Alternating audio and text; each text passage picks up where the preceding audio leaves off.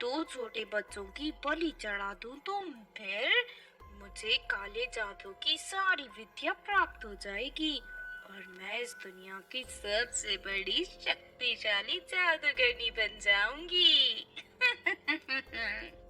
फिर अगले दिन कामिनी दो छोटे बच्चों की तलाश करने के लिए गांव में भटकने लगती है।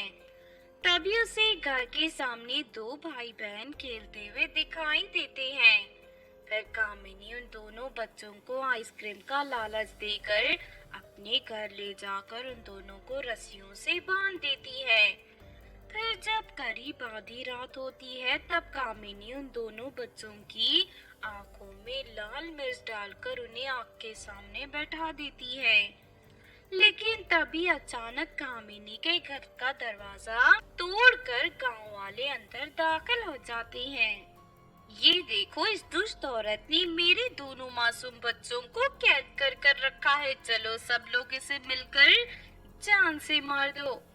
फिर सभी गांव वाले कामिनी को जान से मारकर उसकी लाश को ले जाकर पास की नदी में बहा देते हैं। इसके बाद सभी गांव वाले सुकून से रहने लगते हैं। लेकिन दूसरी तरफ मरने के बाद कामिनी एक खतरनाक चुड़ैल में बदल जाती है। फिर एक दिन सरोज नाम की एक औरत अपने घर में खाना बना रही थी। तभी खिड़की के रास्ते कामिनी चुड़ैल रसोई घर के अंदर दाखिल हो जाती है। अरे मर गई रे, इतनी डरावनी चुड़ैल अचानक मेरे रसोई घर में कहां से आ गई? अरे गांव वालों, कोई बचाओ मुझे। तभी कामिनी सरोज को पकड़कर उसे किस कर लेती है और देखते ही देखते सरोज कामिनी की तरह एक डरावनी चुड़ैल के रूप में बदल जाती है। तभी सरोज का पति घर में दाखिल होता है और उसे खाना मांगने लगता है। लेकिन सरोज बेलन उठाकर अपने पति की पिटाई करने लगती है। अरे मर गया रे, मेरी पत्नी चुड़ैल बन गई। अरे कोई बचाओ मुझे, हे भगवान, कोई मेरी मदद करो। ये सब देख कामिनी बहुत खुश होती है। अब मैं इसी तरह गांव की सभी औरतों को चुड़ैल बनाकर उनके पतियों का जीना हराम कर दूंगी। इस तरह सभी गांव वालों को परेशान करके ही मुझे सुकून मिलेगा। फिर कामिनी एक एक कर गांव की सभी औरतों को किस करके उन्हें अपनी तरह चुड़ैल के रूप में बदल लेती है। देखते ही देखते पूरे गांव की चुड़ैल बनी औरतें अपने पतियों को मार मार कर उनका कचूमर निकाल देती हैं और पूरे गांव के आदमी अपनी पत्नियों से बचकर इधर उधर भागने लगते हैं।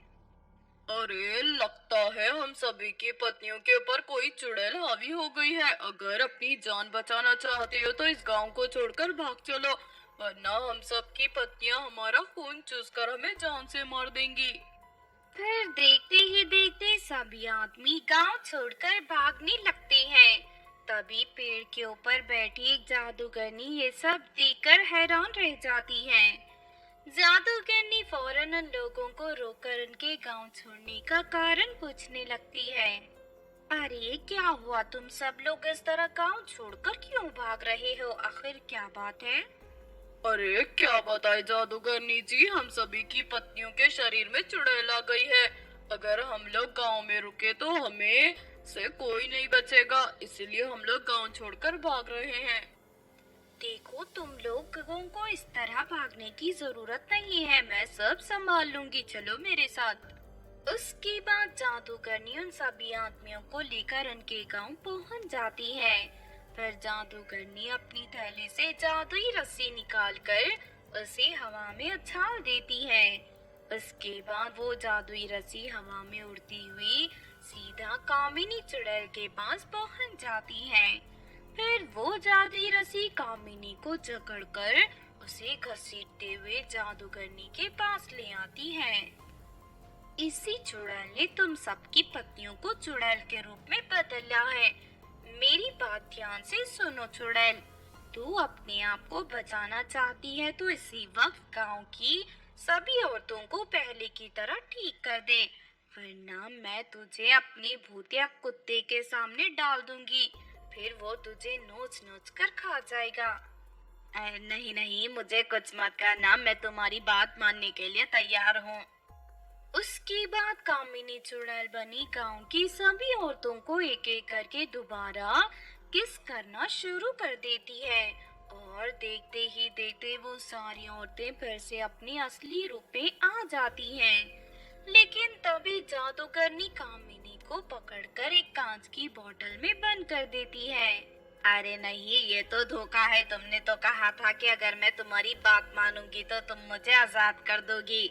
मैं तुझ जैसी बुरी चुड़ैल की फितरत से अच्छी तरह वाकिफ हूँ। अगर आज मैंने तुझे छोड़ दिया तो दोबारा तो इन मासूम लोगों को परेशान करने आ जाएगी। इसीलिए अब मैं तुझे नहीं छोड़ने वाली, चल मेरे साथ। इतना कहकर जादूगरनी चुड़ैल को अपने साथ ले जाती है।